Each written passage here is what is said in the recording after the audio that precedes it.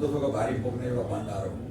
यसबाट चाहिँ मैले दुःख बोक्नुपर्छ। जस्तै पृथ्वी रज र तपाईँको चाहिँ रज र बीज नभइकन सृष्टि हुँदैन। त्यस कारणले बीज पुरुषसँग हुन्छ, रज भनेको महिलासँग हुन्छ। त्यस कारणले महिला भनेको चाहिँ पृथ्वी जस्तै। पृथ्वी भनेको के, पृथ्वीमा के हुँदैन, यहाँ हिलो हुन्छ, फोहोर हुन्छ, रुख हुन्छ, बुट्टा हुन्छ, हरेक चिज प्राणीहरू यी बस्छन्। त्यस्तै गरी महिलाहरूको चाहिँ महिला भनेको पृथ्वी र पुरुष भनेको पुरुष, अनि यो भनेको चाहिँ भनेको महिला। त्यस कारणले महिलाले चाहिँ दुःख, यही बच्चाकै कुरो गरौँ भने तपाईँको चाहिँ बच्चा धारण गरेपछि त्यो महिलालाई धेरै दुःख हुन्छ।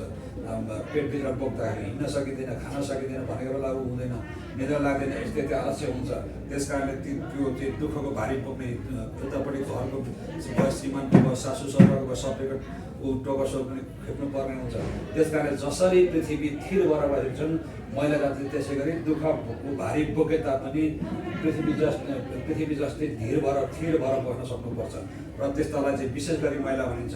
यो हाम्रो पञ्चतन्त्रले गरेको नारी। त्यस कारणले यो जब गर्भ हुन्छ, जब महिला र पुरुषको मिलन हुन्छ, त्यस पछाडि चाहिँ विधान हुन्छ नियमित पितृकथा यसरी चाहिँ ऋतुकाल भनेको परसरेपछि नारीहरूको रजस्वला भइसकेपछि 4 दिनसम्म संसर्ग नगर्नु, 3 दिनसम्म, 4 दिनको बिस्तारसम्म चाहिँ नारी शुद्ध हुन्छ। सतैला भनेको नुहाइ धुवाइ गरिसकेपछि चतुर्थी अनिशुद्धति भनेको चाहिँ हुन्छ सप्ताहमा 1 हप्ता नभए 7 दिन नभए पितृकार्यमा चल्दैन, 5 दिन नभए त्यो कार्यमा चल्दैन। यसै गरेर व्रतमा योग्य हुँदैन 5 दिन नभइकन चाहिँ यसो। त्यस कारणले रात्रि यो गर्भ जब चाहिँ 6 रात्रि हुन्छ अनि मात्रै गर्भ हुन्छ। त्यो 6 रात्रिभित्रमा 4 रात्रिभित्रमा संसर्ग गर्दै नगर्ने गरिन्छ भनेर त्यस्तो भयो भने को संहार गर्ने पुत्र जन्मिन्छ। यसरी बताउँदै हुनुहुन्छ विश्व भगवानले गर्नलाई पुत्र अथवा पुत्री जे जन्मे पनि त्यो पुत्रैको हत्या हुन्छ, पुत्र हत्या हुन्छ, पुत्र नाश हुन्छ, यसरी बताएको छ।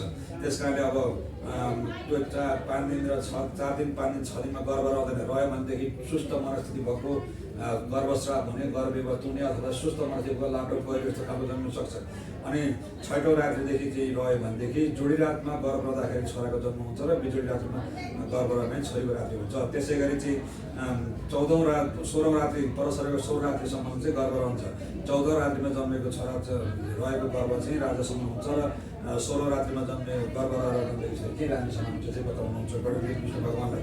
त्यसै कारणले यो यता भएको लभ्यते कदाचन।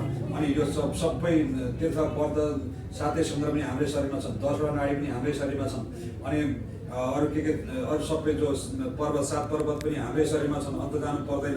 त्यस कारणले चाहिँ हाम्रो शरीर भनेको सबै यो परमात्मा सम्बन्धित गर्छ। आत्मा र परमात्मा सम्बन्धित कुरो भएकोले यसरी बताएको छ।